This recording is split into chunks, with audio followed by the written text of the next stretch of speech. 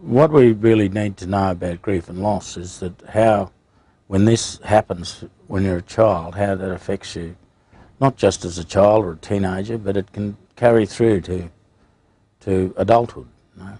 And people have these feelings of loss and grief that never get resolved in some cases. It's important that we understand that, and we do stuff about resolving those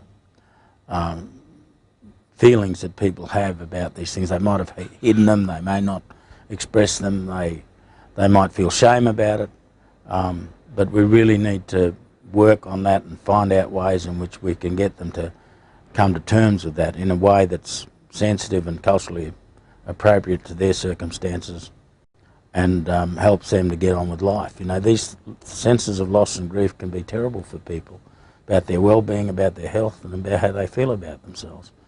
These are important issues that we need to deal with. I know that our children have a heavy burden, a disproportional burden of grief and loss in their lives, and that the ideal would be no grief and loss in children's lives, that children shouldn't have to live with grief and loss in their lives. But the social positioning of Aboriginal people in Australia today means that grief and loss is always going to be part until we change that. Trauma, grief and loss for Aboriginal children is always going to be different. And I think different because of our histories, different because of our cultural identities and makeup, but also different because of, I guess, how particularly our families perceive trauma, grief and loss. I think for too long the sad thing that happens in a lot of our families and happens with us is that, you know, attending funerals on a weekly basis has actually become the norm, or it seemed to become the norm in our communities. It's not the norm, and I think there's a lot of issues that certainly contribute to why we're seeing maybe the levels of trauma, grief and loss that we are in Aboriginal children and adolescents.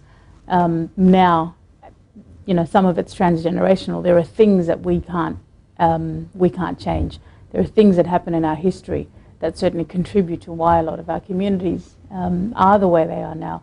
It's extremely important that we flesh out these issues of trauma, grief and loss, and understand that of the 500 plus various tribes and clan groups across Australia, there are significant differences in their cultural practices.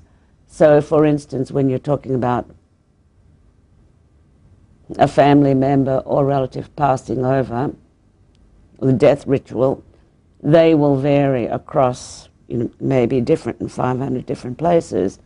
The fact is that the mourning period for that is very different. Across the country, because of that cultural diversity, there are going to be different ways that families and communities perceive trauma, loss and grief.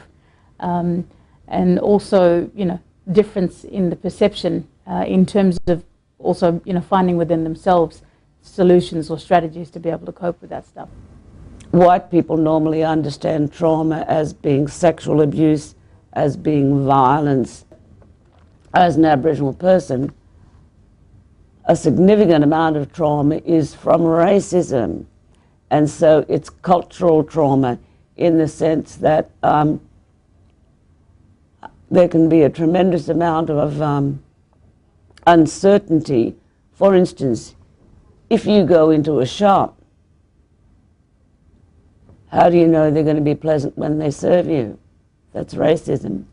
If you go to rent a house, how do you know the people are going to rent you a house?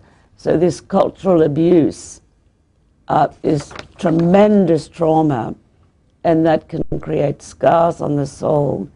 And it's the coping strategies that people need to be taught. The important thing we should try to focus on for our kids is understanding how they're emotionally feeling at the time during grief and loss.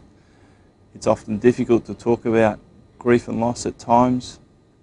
However, creating a supportive environment to encourage children to talk about their grief and loss can help them